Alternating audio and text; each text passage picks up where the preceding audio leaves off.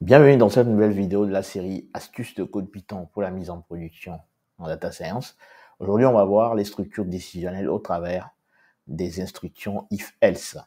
Restez bien accrochés parce que c'est un aspect très important de la programmation en Python orienté pour la data science. Allez, c'est parti, générique.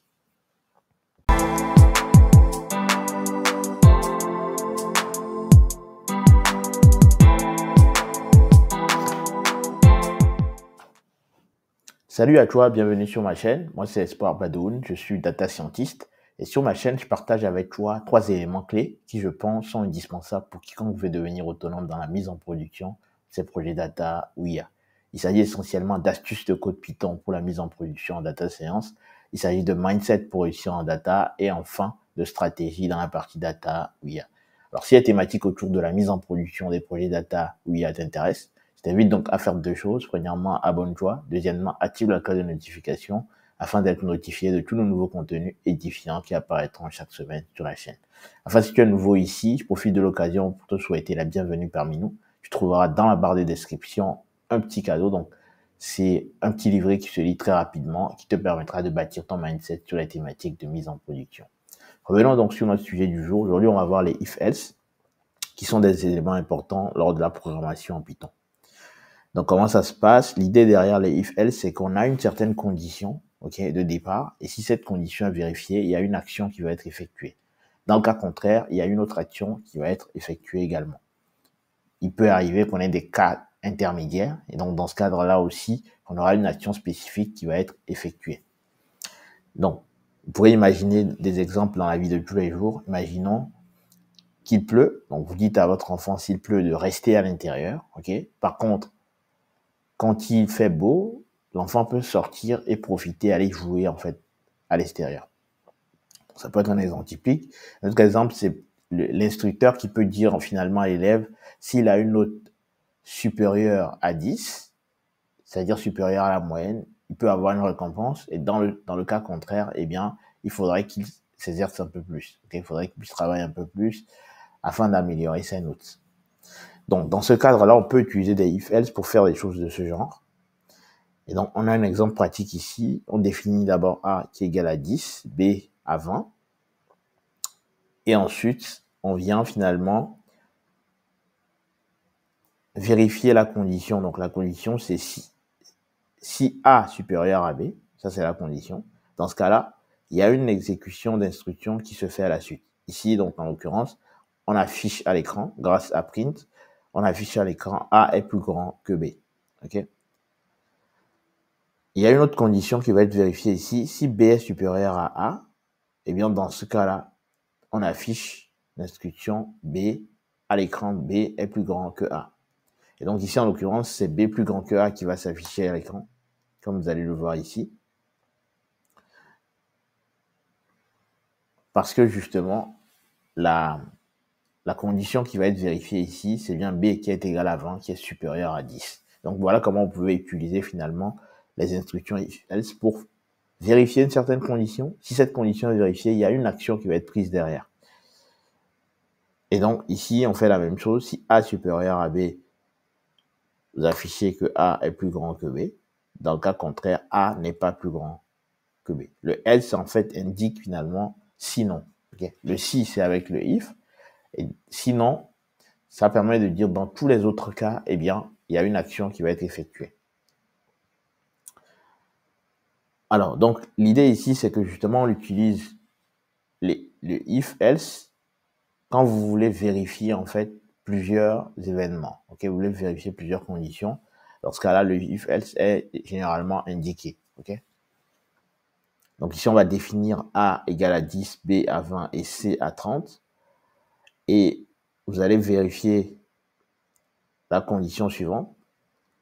Si A supérieur à B et A supérieur à C, dans ce cas-là, on vient afficher que A est bien le plus grand.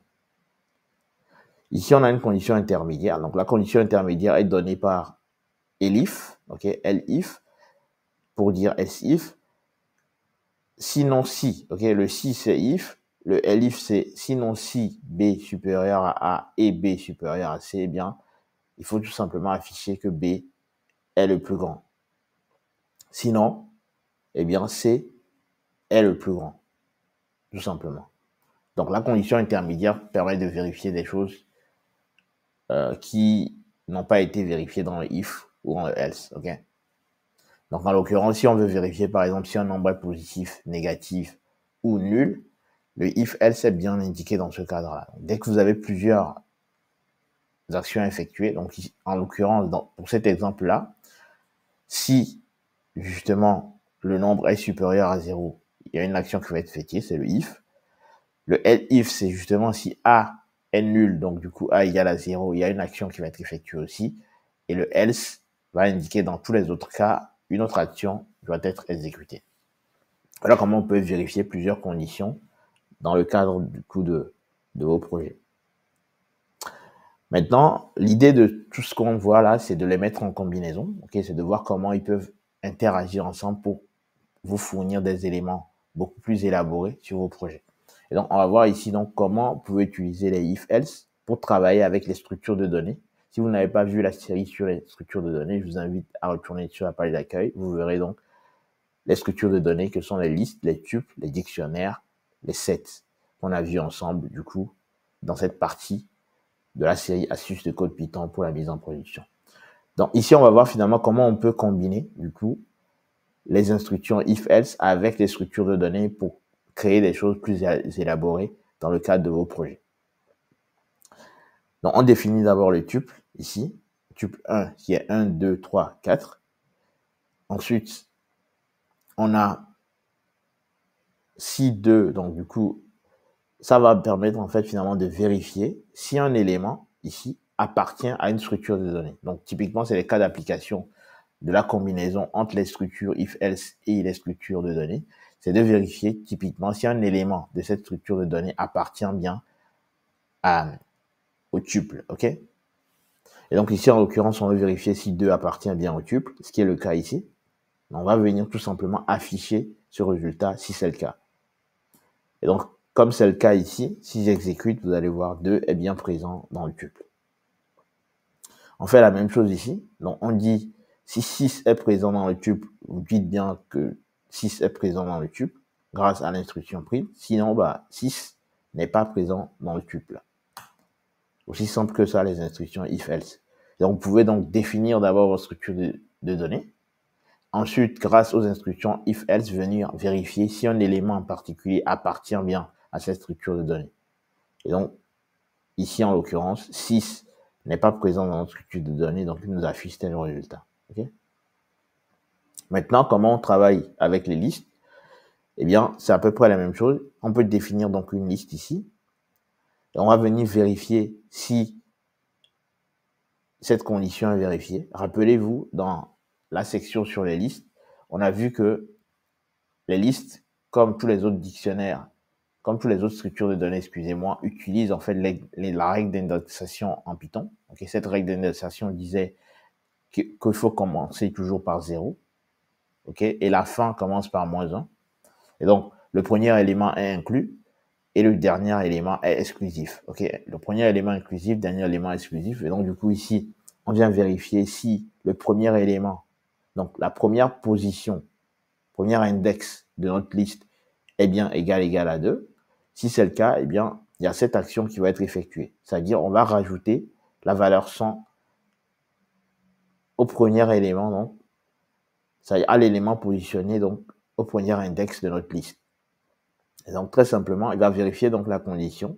Si L1 de crochet 1 égal à 2, rappelez-vous, vous commencez donc à compter à partir de 0 ici. Donc 0, au niveau de la position 0, on a bien la valeur 1. Au niveau de la position 1, on a la valeur 2. Au niveau de la position 2, on a la valeur 3 jusqu'à la fin. Okay? Donc ici, en l'occurrence, au niveau de la position 1, on a bien 2. Et donc, on va venir effectuer cette action-là qui est du coup de remplacer, donc, puisqu'on avait vu que les listes, excusez-moi, sont muables, c'est-à-dire qu'on peut effectuer des transformations à l'intérieur d'une liste. Et donc, on va venir ici effectuer cette transformation, c'est-à-dire remplacer la valeur initiale de la valeur qui existait à la position 1 par cette opération-là. Et donc, on va rajouter 100 à la valeur positionnée à l'index 1 de notre liste. Ce qui nous donne ici 1 102, 3, 4 et 5. On reprend la même chose ici. Ici, on a notre liste de départ. Donc, on vient checker si le quatrième élément, donc l'élément positionné au quatrième index de notre liste est égal à 10. Dans ce cas-là, on vient tout simplement rajouter en fait 100 à notre liste de départ. En tout cas, à l'élément positionné donc à la position 1. Sinon, eh bien, on vient rajouter 500 à l'élément positionné à la position 4. Donc ici, on commence à 0. La position 0, on a l'élément 1. Position 1, on a l'élément 2. La position 2, on a l'élément 3. Position 3, on a l'élément 4. Et la position 4, on a l'élément 5. Et donc, du coup, ici, on vient rajouter à 500, ce qui va nous faire 500 à la suite ici. Voilà comment vous pouvez utiliser également les if avec les listes pour justement modifier les valeurs qui sont stationnées à une position particulière dans votre structure de données, en l'occurrence des listes. Maintenant, on va finir par les dictionnaires. Donc, l'utilisation des if avec les dictionnaires est à peu près dans le même ordre d'idée que les précédentes structures de données. Et donc, l'idée ici, c'est qu'on va définir en dictionnaire. Et les dictionnaires, on avait dit, donc si vous ne l'avez pas vu, toujours revoyez cette vidéo sur les dictionnaires. L'idée, c'est de partir toujours des paires de clés-valeurs. Ici, en l'occurrence, ça, c'est une clé. Et ça, c'est une valeur. Et donc, à partir du moment où on vient vérifier si un élément, donc une valeur d'une clé est égale à 2, ok, ici, en l'occurrence, si la valeur de la clé B est égale à 2, dans ce cas-là, il y a cette action qui va être effectuée. Rappelez-vous aussi une règle de caractéristiques des dictionnaires, c'est qu'ils sont également muables, c'est-à-dire qu'on peut venir effectuer des transformations, on peut venir les modifier comme on veut. Donc ici, on peut faire cette opération-là. On vérifie d'abord si la clé B a bien pour valeur 2. Dans ce cas-là, on vient effectuer cette opération qui est de rajouter 100, du coup, à la valeur de la clé B. Donc, ce qui fait que vous aurez donc, du coup, au final, dans votre liste D1, la clé A qui garde toujours la valeur 1, la clé B qui va garder donc la valeur 102 puisqu'on vient rajouter 100 à cette clé-là, et C qui reste intact ici. Donc voilà, ainsi résumé très rapidement les éléments que vous pouvez utiliser comme structure décisionnelle, ok, pour prendre des décisions lorsqu'il y avait plusieurs conditions. Donc, grâce à ça, vous allez pouvoir venir faire des choses très élaborées en combinaison avec les structures de données qu'on a vues tout à l'heure pour faire des choses bien spécifiques en Python et donc pour vous faciliter également la vie en tant que data scientist. Dites-moi dans les commentaires si ça vous a plu. Comme d'habitude, likez, commentez, partagez afin qu'un maximum de data scientists puissent en profiter. D'ici là, je vous donne rendez-vous très prochainement pour un nouveau contenu tout aussi édifiant. Salut!